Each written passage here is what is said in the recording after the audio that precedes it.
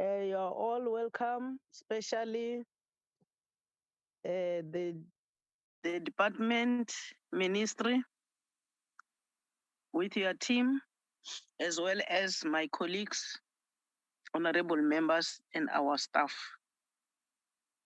The purpose of this meeting is to get a briefing on project framework for implementation of recommendations emanating from 2022 budget vote 36 by the Department of Small Business.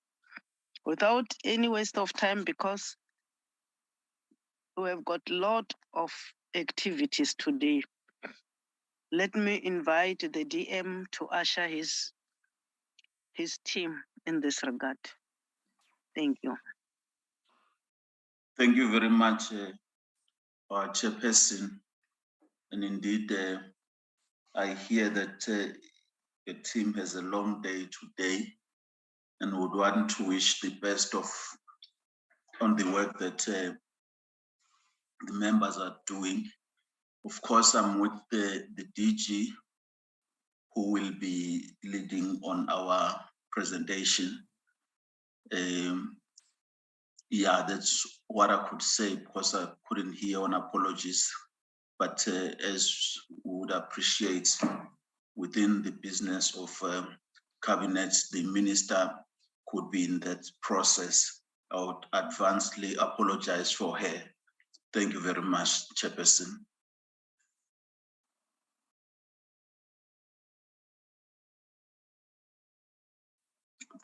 Thank you, DM. If King, DG, sorry, DG, just hang on. Brother King, can you take us to the second item, which is apologies? Sorry for that. I jumped before.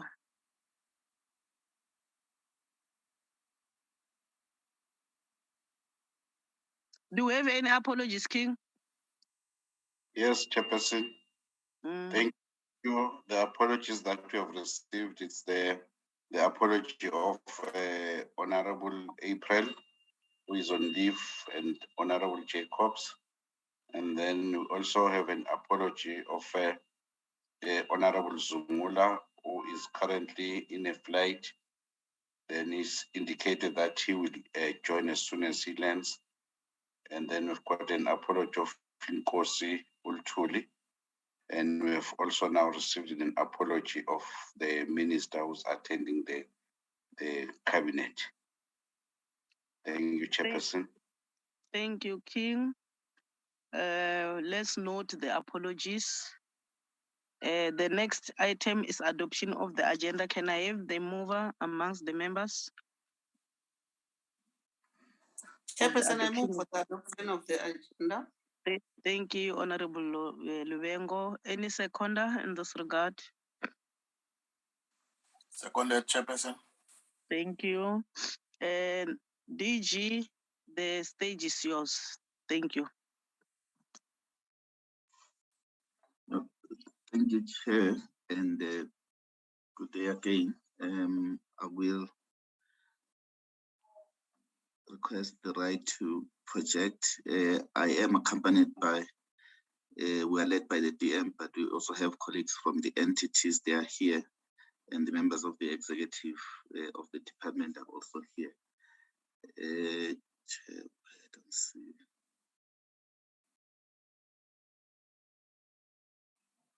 I see this document now.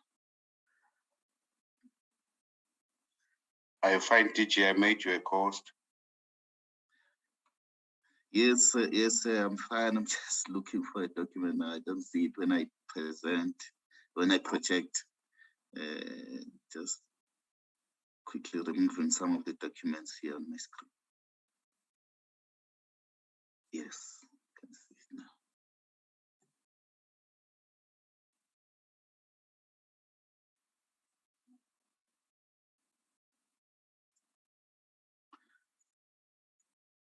Oh, sorry. No, thank you, Chair. I'll try and assist in terms of time so that I don't really waste the members' time so that they can go and prepare for other things. This is just the framework of the presentation. We'll talk about what we are going to do, especially on all the matters that have been recommended for the department to consider.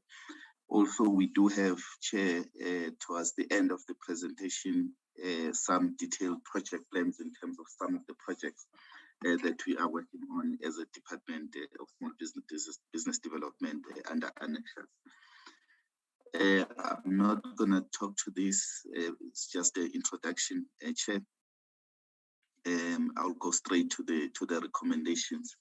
The first recommendation, Chair, it talks to the work that we are doing. One matter that we thought we should also clarify is that the Creative Industries Master Plan that we had started was eventually transferred to the Department of Sports, Arts and Culture. For them to finalize. We had done a lot of work around it, but we had to hand it over so that they can work on it and finalize. But we are still supporting them because most of the people who will be benefiting from this master plan are small businesses as well as micro entrepreneurs. So we will be working closely with them, and we do provide technical support. We were with them when this master plan was presented in the social cluster as well as the SA cluster. So now it is being prepared for cabinet presentation by the Minister of Sports, Arts and Culture. Chair, the other observation is that of the committee welcoming the appointment of Mr. Sipongos, who are of the same view. In fact, they are working with us in the establishment of that unit. As we indicated to the portfolio committee, they were part of our meeting with the provinces on red tape reduction, where they also made inputs, but also they were trying to learn in terms of the work that we're already doing so that they can see where they can add value. We welcome it also as a department, as you'll assist us a lot in dealing with those issues that are beyond our mandate. Chair, what we also thought we should respond to as part of the observation of the department of the portfolio committee, the issue of the National Small Enterprise Amendment Bill of 2020. Just to indicate that comments were considered, they were incorporated into the bill. The business case was done and finalized for the establishment of the Ombuds Office. The socio-economic impact assessment was done and finalized. The only thing that has been outstanding is the certificate from the Office of the Chief State Law Advisor, as well as the Office of the State Attorney, who also made some inputs in terms of how we can address the issue of Section 20, subsection 2 of the current Act, because they were clear that the Office of the Chief State Law Advisor, that they were not going to give us a certificate, even though the section has nothing to do with the amendment that we are dealing with. They just picked it up from their side and they thought it has to be addressed before it goes to cabinet. We had a discussion with them last week, Chair, so that we can resolve this, because we are incompatible with further delaying the bill. So they agreed that it's fine, they will work with us in amending it. It doesn't have to go for consultations because it's also related to something or the matter of the court or a court judgment. So it will assist us to fast track it. So we have shared the section that or the proposed amendment to Section 20.2 with the Office of the Chief State Advisor so that they can advise whether it's proper, and then they will issue a legal certificate to proceed to cabinet. So we expect to have this done and finalized within quarter two, Chair. So we are proceeding with the bill so that cabinet can endorse it and then submit to Parliament for further processing. Here, I think it's the same explanation where we're just going into further details of what we've done, and also clarifying the issue of the legal certificate that we are waiting for from the Office of the Chief State Law Advisor.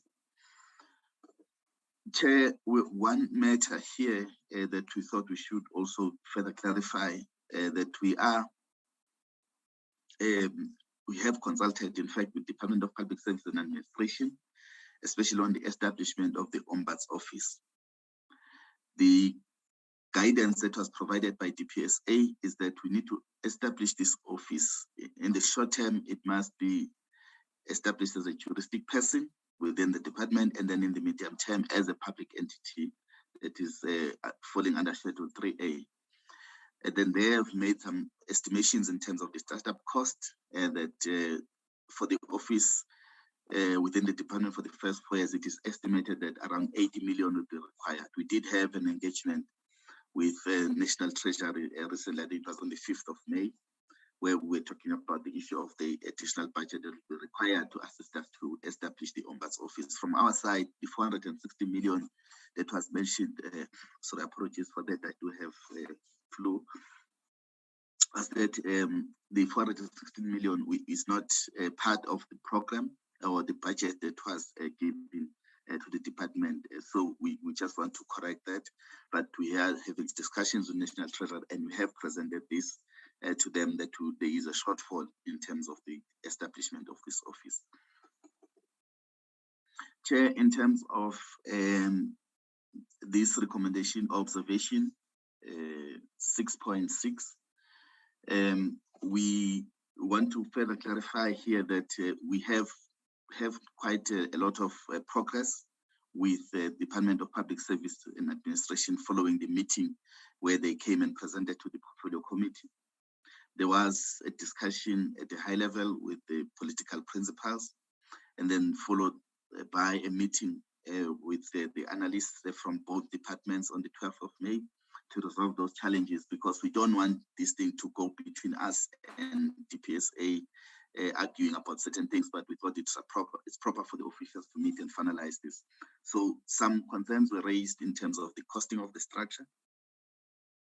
And then there was an engagement with National Treasury. These concerns were raised by the Executive Committee of the department to confirm the costing implications, because we had catered for certain costs, which were going to also limit the number of posts that we can have as a department. And then National Treasury has advised that they were issuing guidelines for costing and budgeting for compensation of employees, which will be communicated by yesterday. And then we should align the costing of the structure based on the assumptions provided in the guidelines. So there is quite work that has been done by the department together with Department of Public and Service Administration. So what we need to do, because the business case has also been finalized, we just need to package it. Once we get this costing from National Treasury, we finalize the structure and then submit to ministers for onward submission to DPSA or Minister of Public Service and Administration for concurrence, and then we implement the structure. So we are very much positive that it will happen within the next 2 months. Then the other matter, Chair, that was presented by the Portfolio Committee as a concern is the issue of the Businesses Act. What we also want to present to the Portfolio Committee is that we have already started with the process of reviewing the Businesses Act, but also just to remind the members of the Portfolio Committee that there was a licensing of business bill that was presented by Department of Trade, Industry and Competition around March 2013. And members will remember that there was a lot of noise around this bill, and TTIC decided to abandon the process. So we also want to avoid those pitfalls, because the people who were vehemently against it, citing that it might add red tape rather than assisting in reducing red tape. So we are really consulting and ensuring that we are able to get consensus, because we don't really want to face the same opposition that was faced by DTIC back in 2013, but also the issue of the tagging of this, because this is a concurrent mandate. In 1993, through the interim constitution, the businesses or the licensing and the permits administration was transferred to provinces, and they are running with it. And we are ensuring that whatever we do, because this now is a concurrent mandate, that's why all provinces are able to come up with their own bills when it comes to this matter. It's because it's a concurrent mandate, so they are allowed to do that. So we are consulting with them so that we don't really tread on each other's toes when it comes to this matter. We deal with issues that can be handled or should be handled by a national department in addressing all matters pertaining to licensing as well as the permit issues. We also, Chair, determined to make sure that we, at least by the end of this financial year, this business bill should have been approved by Cabinet and introduced to Parliament. So we are pushing, even though we have those timelines in the APB, we are trying to cut down and make sure that we push, but not also compromising in terms of consultations, because this is there are a lot of people who have vested interest around this bill. We have provinces, we also have municipalities who are also generating some sort of income through these fees that they charge. So it is important for us to really get the consensus. So everyone might not agree, but at least we should have engaged on the position that we must take going forward for the sake of small businesses and informal businesses. Chair, just to further clarify, I think it's the matter that I've just covered now, that different provinces, it has been observed by the portfolio committee that different provinces have come up with various interventions in this space. We know that observation, but just to indicate that this work already, we're focusing on township and rural enterprise, was already part of the white paper on national strategy for the development and promotion of small businesses in South Africa. So it is based, the work that we are doing is based on a particular policy. We do have the CEDA, which is also part of our portfolio. They are also executing this work. They do have a specific mandate in terms of ensuring that they do support businesses that are growing. Also, Chair, just to clarify that it is part of the work that we are doing in the master plan. So there is a special section there that deals with matters around township and economic development. The master plan is out has been gazetted on the 10th of May, and we have given 30 days for people to provide input. So it's part of the work that is being done. So there is no really a vacuum in the space because there is a policy that is existing, and then we'll also put it on the master plan to make sure that it is covered. Just to clarify all further that local municipal policy and bylaws on business license and permits are guided by the Businesses Act, which is the act that we are reviewing. There are provisions in the local policy and bylaws should be in line with the national legislation. That's why we are engaging with the provinces intensely, so that whatever we do, we also align their work with the work that we are doing at the national level, as we are supposed to be as a national department. Chair, I think one of the matters that we are working on is the issue of supporting especially cooperatives. Because of the limited balance sheet, I'm sure members will remember that we have transferred all work that is related to financial support to the department, to the Small Enterprise Finance Agency, and they have introduced blended finance. So it's not 100% loans that are offered to the cooperatives, but we offer blended finance.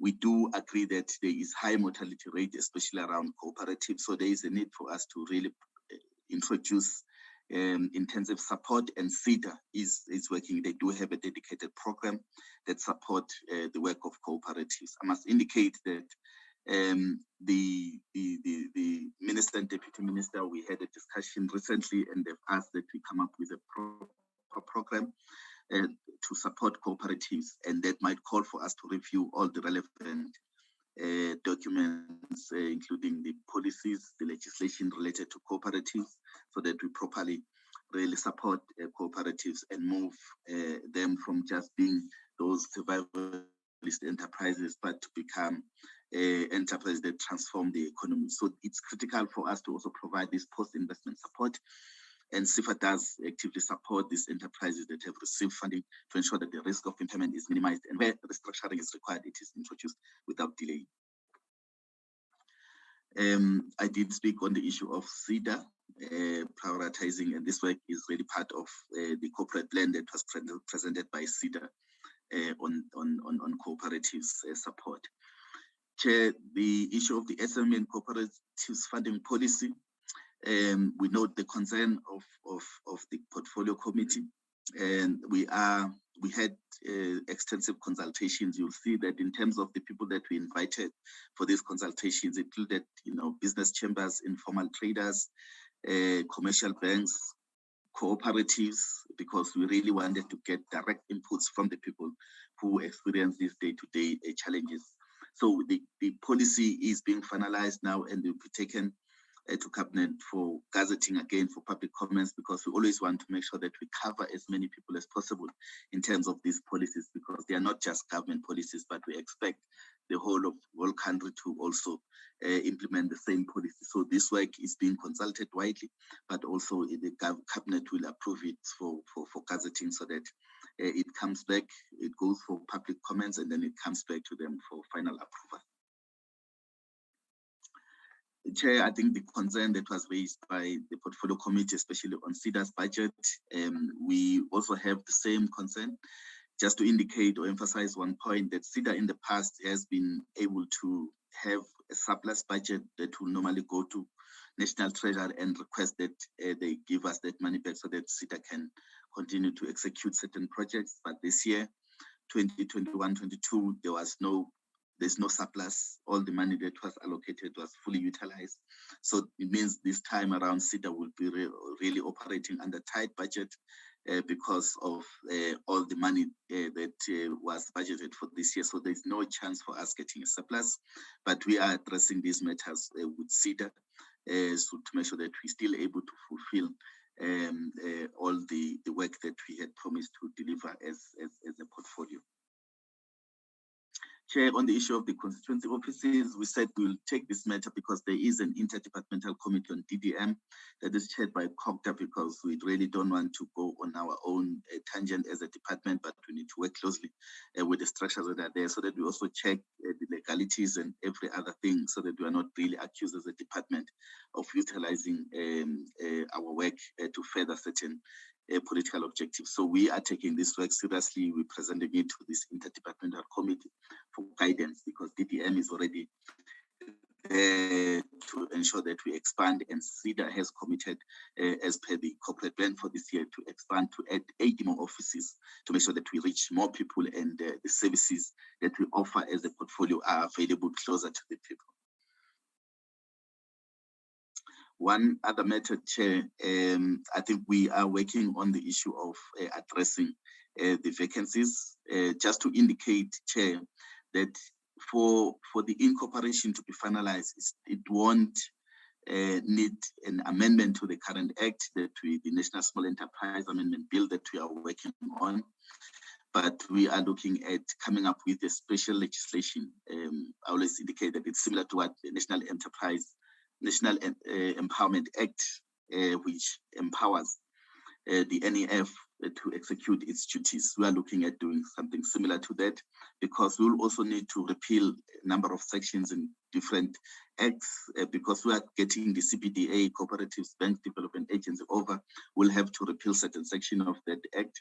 We'll also need to repeal certain section of the Cooperatives Amendment Act, and also certain section of this bill. So we are working on a specific legislation, because that's the guidance we got, especially from National Treasury, that we need to have a specific legislation to allow this entity to have some sort of flexibility, to be able to stand alone, to be able to execute its mandate without, a hindrance. So there is work that is being done. It's part of the project plan. I'll show it in the annexure that we've prepared, especially on the project plan that will deliver the incorporation of the three entities.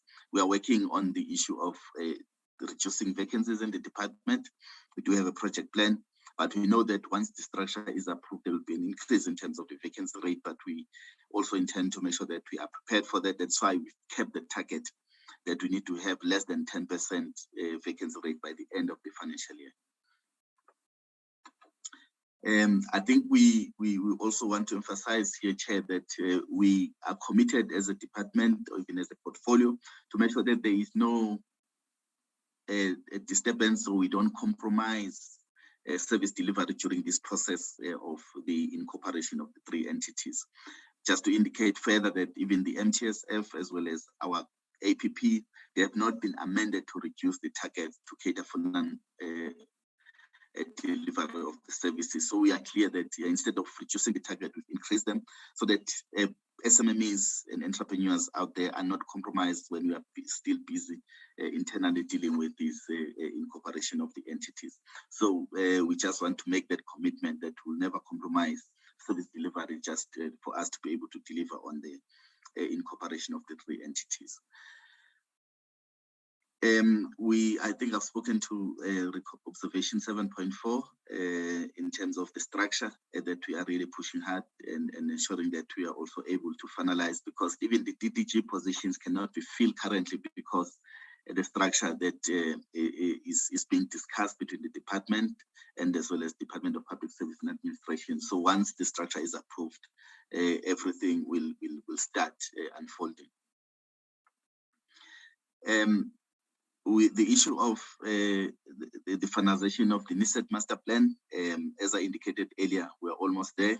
We will be taking it quickly to NETLEC because that was one of the recommendations by Cabinet that it must go to NETLEC so that all social partners there can also have a say and also buy into this master plan of the department. So we'll be taking it there, and then after that we'll present it to Cabinet for approval. And we believe that during the second quarter, which ends in September, we should be able to finalize this, get Cabinet approval. This matter was also raised by the portfolio committee. As I indicated earlier on the co-ops, we are really moving at upscaling the support that we provide to cooperatives. I must indicate, though, Chair, that SIFA has supported cooperatives, and unfortunately, the faltering rate is quite high when it comes to cooperatives. I will show you on the slide because we have been requested to provide a list of cooperatives supported by SIFA.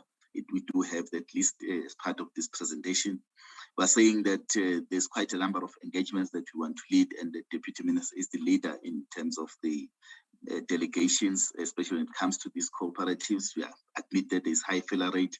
That's why we are engaging with the cooperative sector so that we address all matters concerning cooperatives and make sure that these kind of enterprises are able to deliver social economic transformation for all in the country, because co-ops are the biggest tools really in assisting us to get as many people involved with the mainstream economy as soon as possible. Chair, we thought we should provide further feedback on the forensic investigation that was concluded some time back. Just to remind the members of the committee that it was done following the regulatory audit of 2016-17 by Auditor General of South Africa. We then requested, because they do have an investigation arm there at AG, we did not really want to go out and get other people to assist us with this work.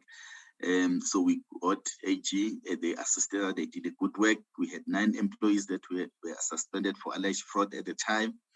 4 of the 9 were cleared of the allegations, of which 2 were cleared before even the hearing could take place, while the other 2 were cleared at the conclusion of the hearing.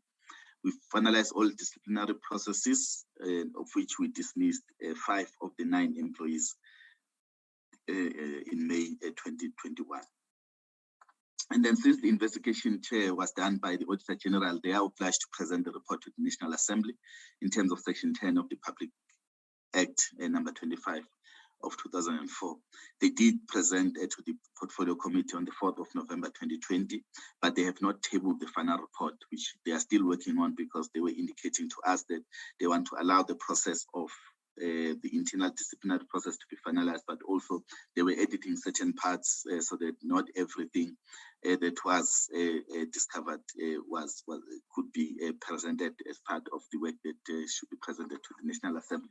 So they are working on the report. Chair, AXA will present in the way they want to present it to the National Assembly. But we're just indicating, Chair, that we did execute this work, we did follow up, we did take action as a department to address matters that were raised by the Auditor General, but as well as the Portfolio Committee. Chair, this is just a list of the cooperatives that have been supported by SIFA. All of them, we supported them to the value of 5.2 million from the 1st of April to 31 March. And that, as I indicated earlier, the risk for SIFA here is 100% that they might not be able to pay back the whole 5.2 million because of the challenges that are really faced by cooperatives. Chair, just to indicate further here, that we note the support and by the portfolio committee that they do support the township and rural entrepreneurship program, and then emphasizing on the fact that there should be an overarching framework for adaptation by all other provinces. We just want to further indicate that indeed we note that just to indicate that there is also work that is even done by National Treasury under their National Cities Support Program, and there are numerous other initiatives by various stakeholders. Just to also emphasize that the point I made earlier, that provinces are empowered by the Constitution to develop their own provincial legislation in matters that are a functional area of concurrent national and provincial legislative competence. Trade is one of those that are defined in terms of Schedule 4 of the Constitution of a concurrence mandate. So that's why they are empowered to go ahead and develop those bills as well as the policies.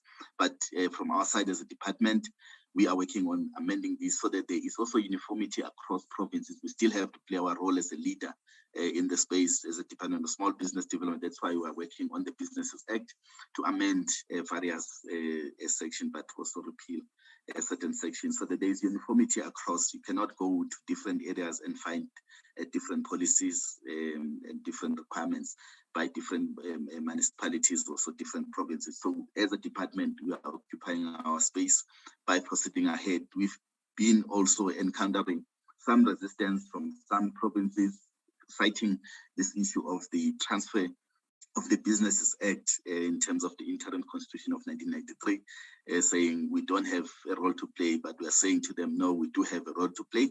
We are a national department. We have to ensure that anything that has it has to be handled in terms of the national mandate. We play that role as a department. So we expect quite a lot of resistance, even from provinces as well as municipalities, but we are determined to make sure that we deliver on this.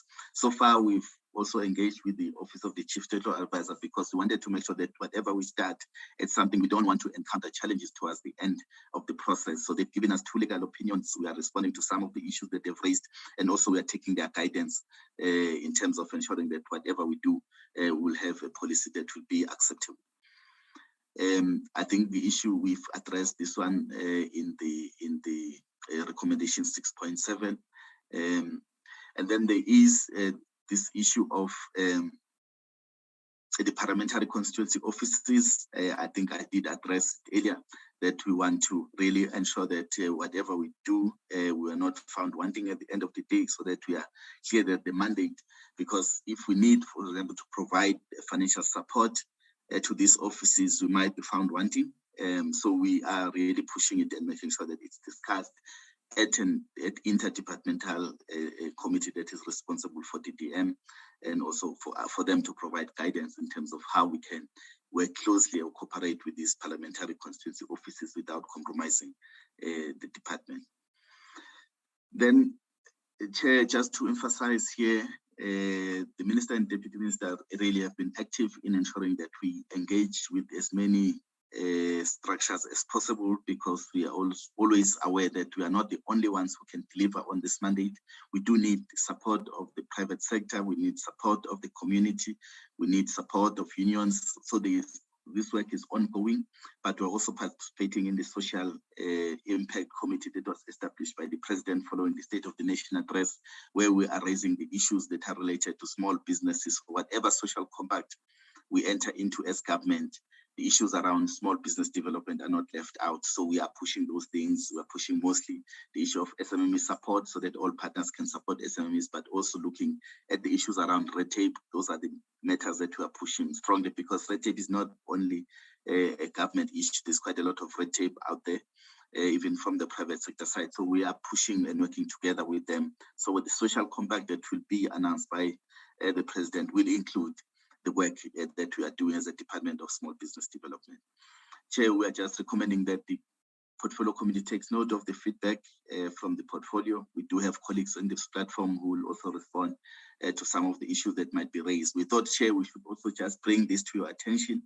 This is the project plan for the finalization of the establishment of the incorporated entity. just for the committee where we really need your strongest support is during that time, milestone 6, the issue of legislation, because normal legislation takes too long. Sometimes it takes 18 months, but we believe that it's possible for this one to be done at a shorter period so that we do meet the deadline given to us by cabinet, which is 31 December 2022. Just to indicate that so far, in terms of milestones, the business case, for example, that is put there across up until September 2022, a lot of work has been done. We do have a draft business case of which we're doing final consultations on, so that because it will inform every other thing that will be done. So there is progress that we have registered already. There will be a number of projects that will be running parallel, but this is our final program plan that we've put in place. The deadline of the 31st of December is there, and Cabinet has also requested us to just keep them abreast. So on a 6-month basis, we'll be going to Cabinet just to report to them in terms of how far we are with the work that we've been given by Cabinet to execute. This is just also a breakdown in terms of the activities on the SMEs and cooperatives funding policy. We've done the consultations. We'll also have focus groups on between July and September, submission to SA cluster and then submission to Cabinet for final round of public consultation. As I indicated earlier, Chair, the mandate is too big, especially when it comes to supporting small businesses. That's why we still want to gazette it for final round of public consultation, because the funding gap is too huge. There is a need for like 346 billion, and we don't have that money as government to support small businesses. So we need the buy-in of all stakeholders, and then finalization of the policy by the last quarter. So, Chair, these are just a quick update, Chair, in terms of what we've put as project plan to enable us to deliver on the targets that we have put ourselves. Some of the areas, Chair, we did not want to come to the committee and present timeframes when we are still dependent on other government, so that we don't want to be accused of misleading the committee coming here and saying we'll do this by this. But those things that are dependent 100% on us, we are confident to put them here and say, portfolio committee, this is what we are going to do by this date, because it's things that we have 100% control over. Chair, with those words, thank you for the opportunity. Thank you, DG. That was mouthful. Honorable members, here we are. We requested them to come up with a plan or maybe program of action on our recommendations on the issue of the APP. You have taken my point when you said you are skeptical to indicate deadlines in relation with other departments' responsibilities, but activities which belongs to this department, we have highlighted September 2022, December 2022. I'm now giving an opportunity to you, honorable members, to engage on the presentation by the department in the name of the DG. King, you will identify hands for me.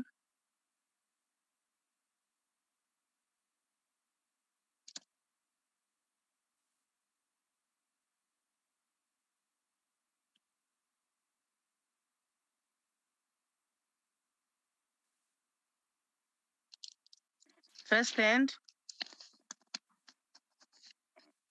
Still quiet, Chairperson. Mm-hmm. Oh, it's Honorable Mtenjane. Okay. And sorry, Honorable Mtenjane, Honorable Mieni. Yes. Honorable April. Those are the ends so far. Okay. Over to you, Honorable Mtenjane.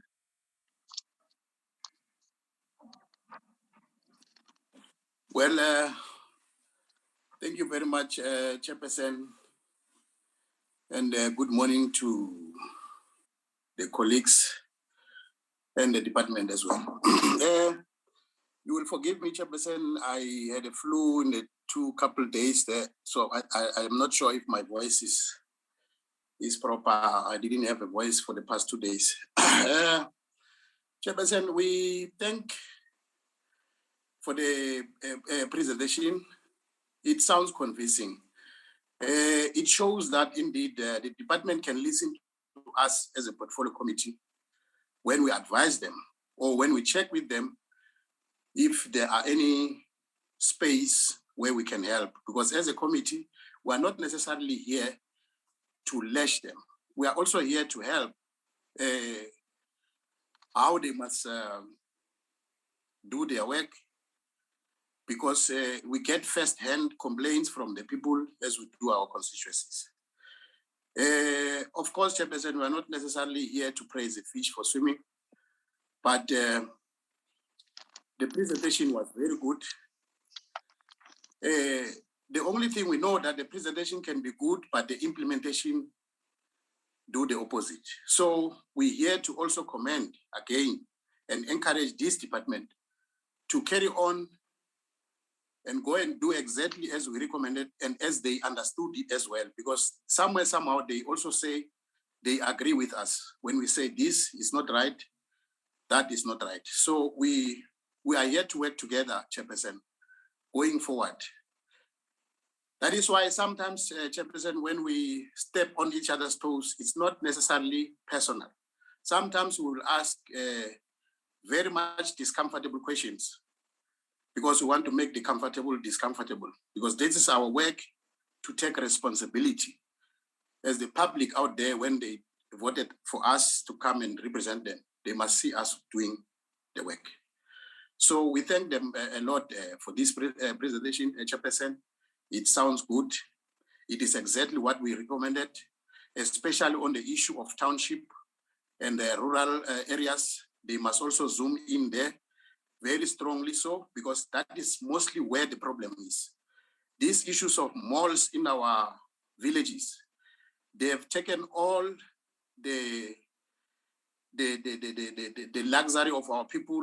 Our people used to have shops there in the townships and the villages as we grew up, as you might also know.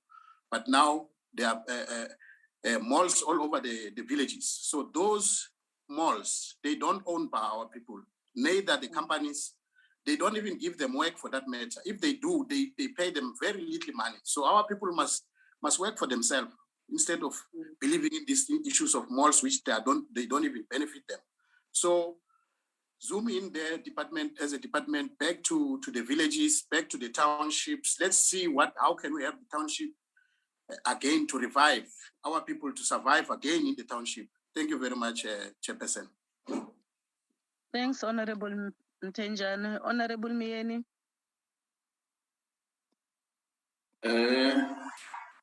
Thanks, Chairperson and honorable members. I think, let me thank the presentation and raise that I got only one concern. Where I'm from, Chair, I'm from the very deep rural areas, where also the DDM is non-functional and CETA and CIFA is not even in my district. That is my concern. I don't know how are we going to deal with that, because most of this thing will be done by the DDMs, which in our area, they are not visible. And that is the only problem which I have. We do have the constituent offices, which is not working. The relationship between the constituent offices and the DDM is not that much good. I don't know how are we going to address that, because CIFA and CETA are also not visible. That is the question which I want to pose. Thank you. Thank you, Honorable Miene. Honorable April. Chairperson, thank you very much for the opportunity. I would like to take this opportunity to also greet fellow MPs and the department. DG, we would like to welcome your presentation. It was very precise. It was indicative. It was loaded with recommendations. And one would be very delighted to hear that even that everybody in the PC agrees that this is very progressive on your part. One would hope that when it comes to the House and we have to vote on things like this, that people don't forget that in the PC we have agreed on certain of these things and then want to take a different posture for posturing purposes. So mine was just to welcome this, the recommendations made. I also want to emphasize the point that Honorable Horst is doing, as he's saying, is very true.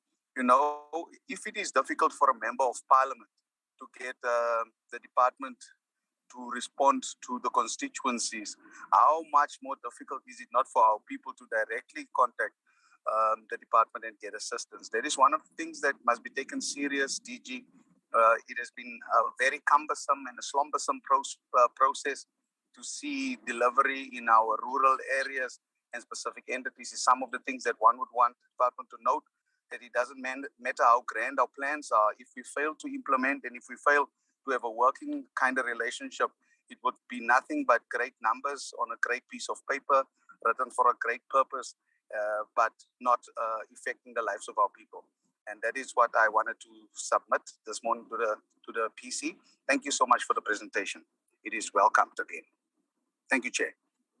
Thank you, Honorable April. Do we have any other hands, King? Yes, Chairperson, Honorable Hendricks. Okay. Honorable Hendricks, the stage is yours. Thank you very much, Honorable Chair.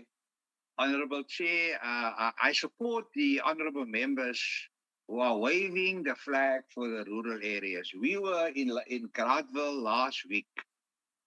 Gradville has got a river. I think it's the Umbuti River, and along that river, they grow peanuts. So we had a workshop with the residents, nearly 100. We got a nice tent and refreshments and so on. And we had a tutor. And that tutor is going to teach them how to make peanut butter. So she told them, you know, we've got all the peanuts in the world in Gradville. You know, Gradville is where Chief Albert Lutuli was banished to, and where he was thrown under a train. So that is our legacy project for Chief Albert Lutuli, making peanut butter. And I hope that we will get the support of honorable members of SHIDA and Shiva and the minister, because they want to even export halal peanut butter to the rest of the world. And what was very interesting is that a lot of young children, learners, grade 7 and 9 attended. So they are seeing a career opportunity for them. There's nothing for them in Gradville. And here they see, but we have peanuts. We can make peanut butter, and the whole world is peanut butter. But having said that, the same thing in Mapami village, where your department chair has granted them a fishing village, and they don't only catch fish from the shoreline, but they can go in deeper. And even President Ramaphosa is very interested to go on the trip once the fishing vessel has been commissioned. And I hope, Chair, that you will inquire when are we going to get that fishing vessel and whether they will throw in a refrigerator. You can't catch the fish and then you have no place to store it. Lastly, Honorable Chair, the Western Cape has for 100 years, the hub of the economic activity has been making dresses. The women here and even some of the men make the best dresses. And today, some of our young women who've done courses at technikons, universities, have their own dress lines. However, we find that many of the people on the Cape Flats, if you visit every third house on the Cape Flats, they are showing, they are making dresses, they are making clothes for the schools. But material is a problem. You can't get material because of China. And so we feel that we should look at the project for the Cape Flats and revive the garment-making industry. Now, the Minister of Agriculture has been very creative. I don't know why our minister is not creative. Why doesn't she make available for these people material grants? Like the Minister of Agriculture, she makes available seedlings and fertilizers, and because that's difficult to acquire, and you find that the agricultural sector is going to flourish. We want the clothing sector in the Western Cape, on the Cape Flats, to flourish. In Ayanga, Langa, in Pontyville, Mitchell's Plain, every third house, I challenge the whip to go and visit any street, and you will find that there are people making dresses. Why aren't we playing in that space? Why aren't we helping there? Thank you very much, Honorable Chair. Thank you, Honorable Hendricks. I think they're taking notes. The DM is also here in our midst. I'm happy because members, you are proactive. Our constituents must be vibrant. I think we are the ones who must invite those ministers as the members of the portfolio committee to assist our people. I'm happy because I heard the DG indicating that on issues of cooperatives, funds are lacking. So they will have to make some means that they get more funds for these cooperatives. Our cooperatives are suffering. I think if we can hold hands together with the department in our PCOs and make sure that things are happening, it will really assist us. Do we still have any other hand? Chairperson, there is a hand of Honorable Mtenjan. I don't know whether it's a lick his hand or he wants to take a second bite. Honorable Mtenjan, is it the Likase hand or you are coming back again? No, thank you very much, Chairperson. I'm not coming back, Chairperson. I thought I wanted to make some clarity here because I might have been misquoted when I said the report was proper. When I said the report was proper, Chairperson, I didn't mean that I agree with the budget or anything. So, because I had the honorable member there, I think he misunderstood me when I said the report was proper. When I said the report is proper, Chairperson, I mean they took what we advised them. Yeah. In other words, if they are going to implement it, then we can approve the budget, because the report and doing something, it's a two different thing. Now we are talking in a step where they understood what we advised them to go and do to our people. Then when they go and do, and then we see they are doing, there's no point, of course, of rejecting the budget, because it's going to help the very same people. But I'm not approving any budget here. I was saying the report is proper. Thank you very much, Chairperson. Thank you. Another thing, DM and DG, which was lacking, because we are supposed to monitor while doing oversight.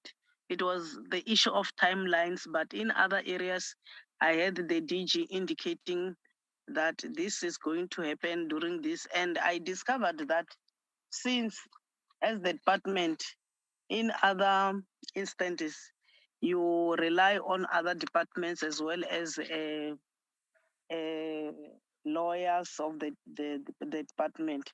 So maybe that was the case, that you could not bring in those timelines. But as long as you may indicate to us, like the one we are saying, by September we'll be doing this, and on this one, on the milestone, you are saying that by the 31st of December 2022 we'll have done 1, 2, 3. I think that's what the members are looking for, because while doing that oversight is gonna be along those lines. Any other hand? Chairperson.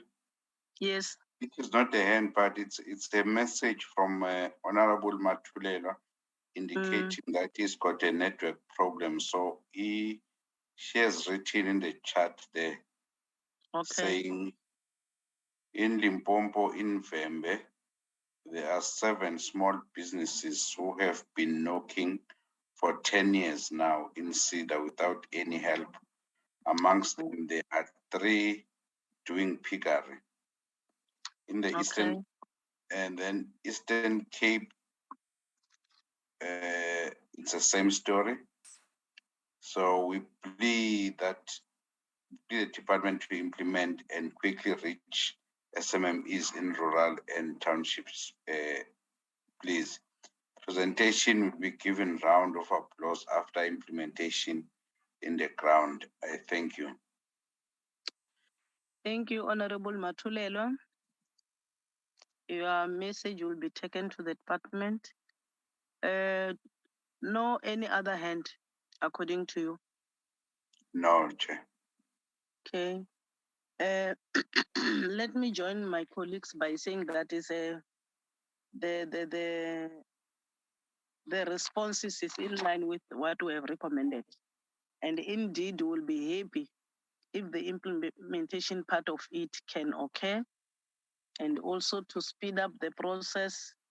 Maybe if it is possible, DM will have to make sure that we call those other departments where the department cannot jump alone, so that we engage with them to speed up the process. Because the issue of unemployment is high, and it's only small businesses which we believe that if they are given support, they can be able to make the difference. The issue of malls in our township, I happen to support Honorable Ntenjano. It's not only the malls. Those who are plowing, farmers, you find out that they are stranded there. Those malls can't even take their products. I think we'll have to make sure that the visibility of the Department of CEDA on the ground is also helping them to cancel their products. It's painful for a farmer to plow, and then during cultivation, you don't know where to take your cabbages to. So as the portfolio committee, we'll also have to assist the department by making sure that we liaise with other departments. As Honorable Hendricks has indicated that the Minister of Agriculture is visible. So the visibility should be a joint hand with us who must associate those departments which are too close to cooperatives as well as SMEs, to can make sure that that joint meetings is happening, and we come up with some recommendations, joint efforts to work on the ground. That will also assist, not to leave it for the small business alone. I will now invite the DG to respond, then the DM will wrap up. Over to you, DG. Thank you, Chair, and thank you, honorable members, for those questions, comments, and inputs.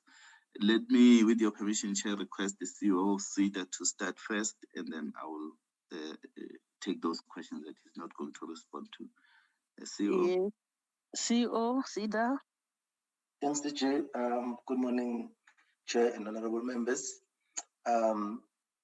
Just on 2 things that I will just touch base on. My voice is not good this morning. I think it's the cold. The one matter is the issue around accessibility.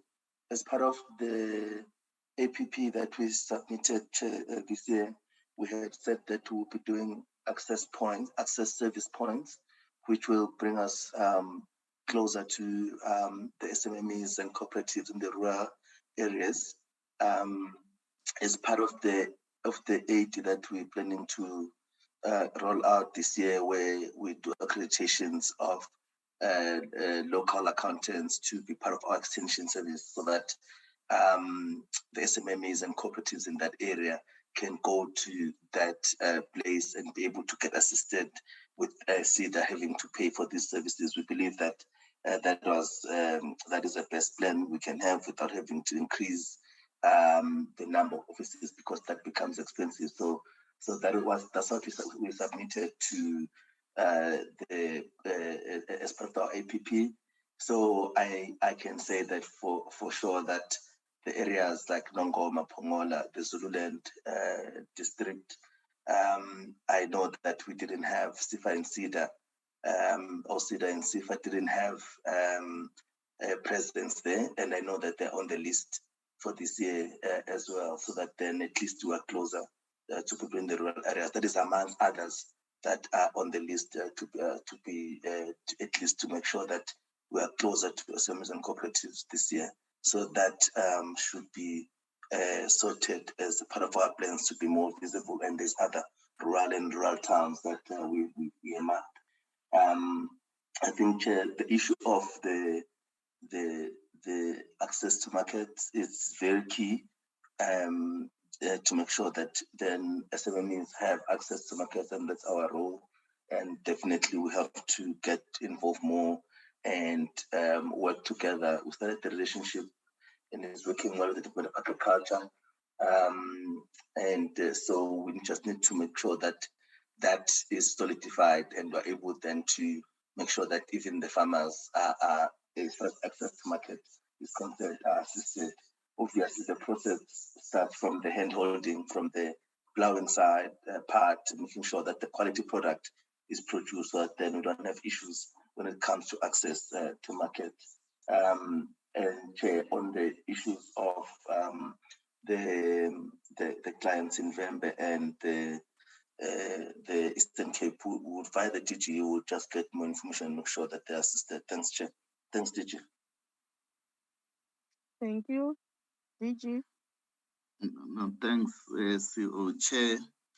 I think the CEO has covered the matters that were raised by Honorable Mieni on the accessibility that we are working hard to improve this.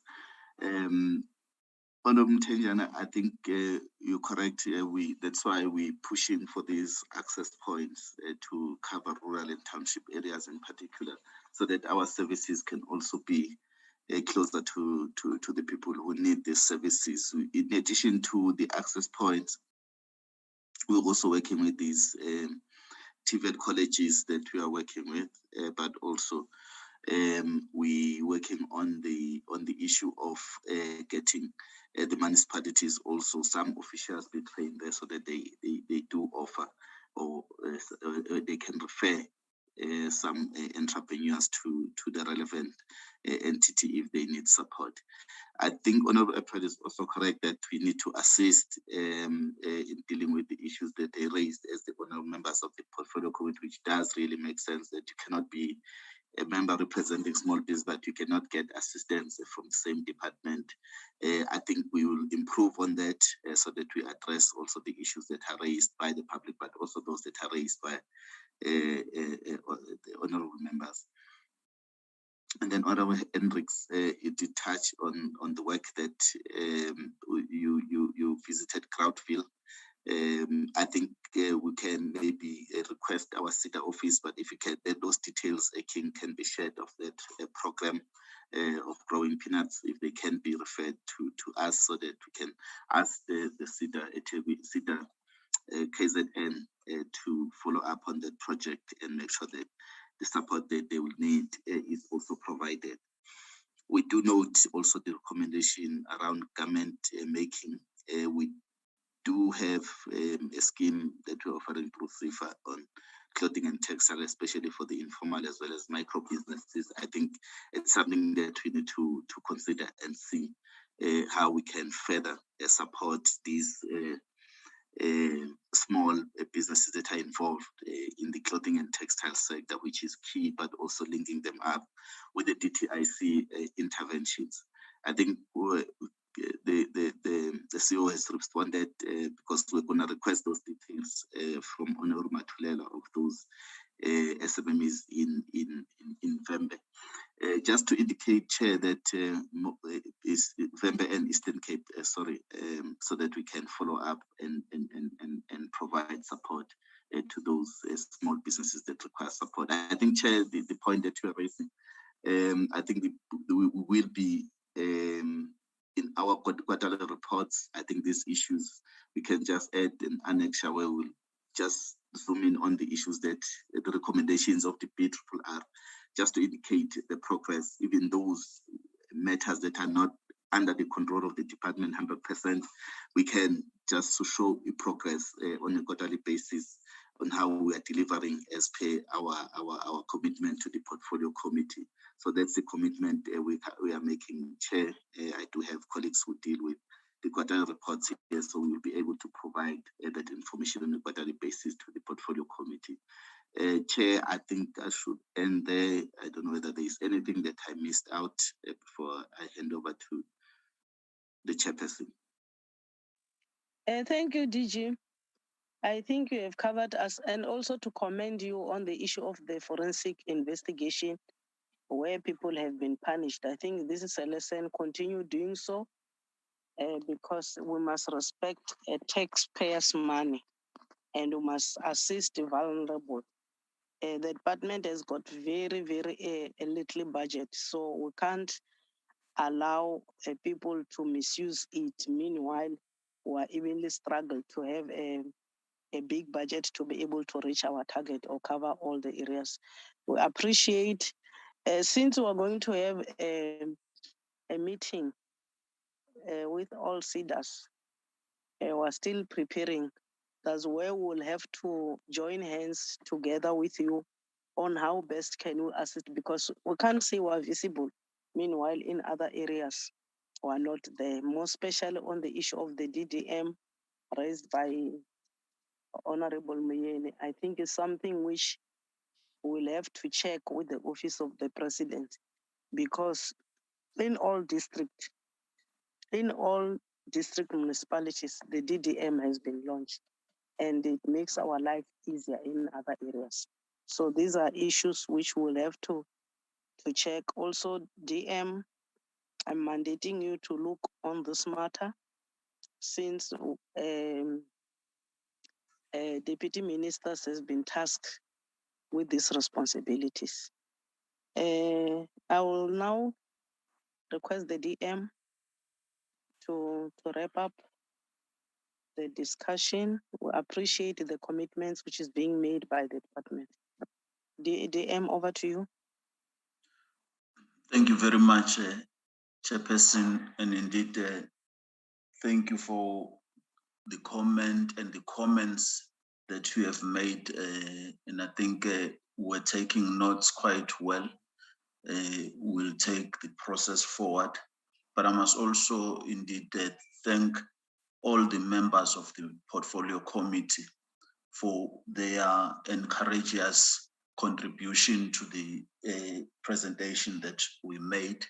And I must again, in front of the members of the portfolio committee, thank our DG for having presented this report so clearly and in an attempt to answer the points that have been raised before.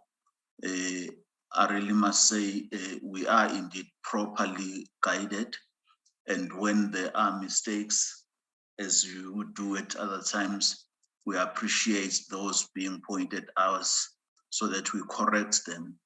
Indeed, Chairperson, thank you for allowing us this opportunity to make the presentation. We are working, we are going to work, and indeed would want to be capacitated to reach all the areas, money or no money, but our message should be listened to, and there should be implementation on the work that is supposed to be done. I thank you, Chairperson, and wish all the members of the portfolio committee the best ahead, that there is a lot of work today, and I know you are doing work, and yeah, we really appreciate that. Chairperson, thanks very much. Thank you, Deputy Minister. King, can you go back to our agenda? Can't still remember what is in the agenda.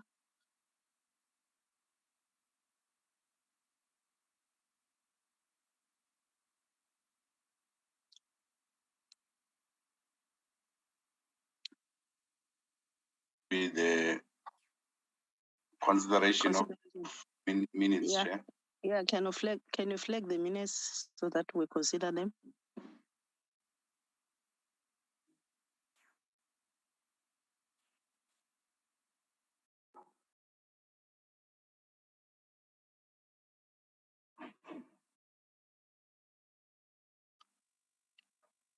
Move up. Honorable members who received those minutes, I would like us to correct where we feel there must be corrections. Next page.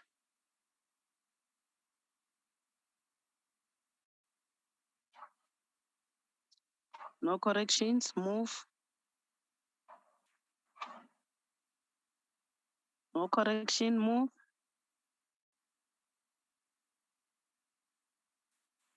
No corrections, move.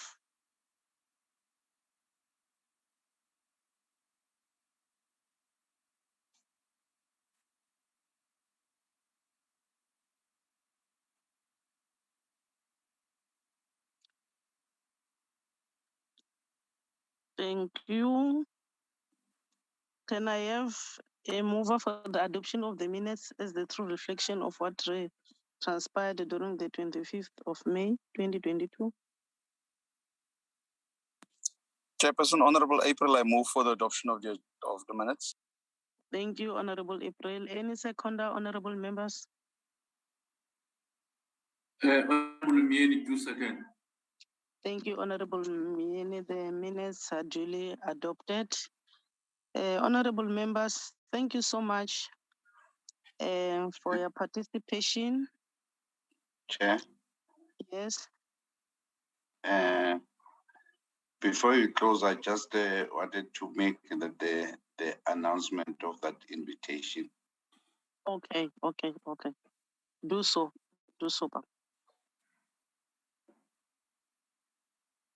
Honorable members, the permission of the chairperson, she's aware of this. We have received this invitation from the portfolio committee of higher education, which we invited the committee to be in a joint meeting on the 3rd of June, which is Friday. So I don't know what's happening.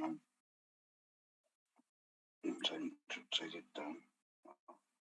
So, honorable members, we have received this invitation from the Portfolio Committee on Higher Education, Science and Innovation. So members are invited to be part of the Zoom meeting that will take place on Friday, 3rd of June 2022, whereby the agenda which they are inviting the committees for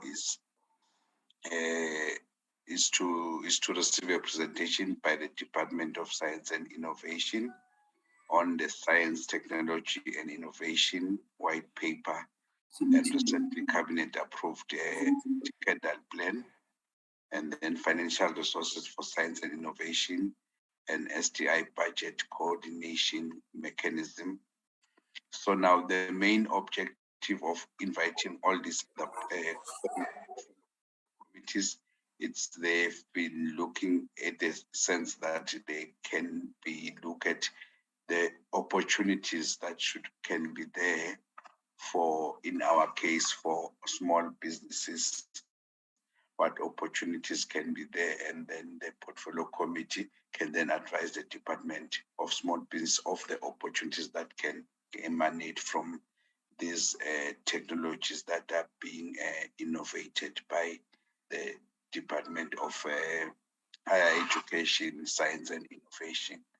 So this is just an invitation. So if members have got time or are available, they can indicate whether they can be able to participate on Friday from 9 up until 1.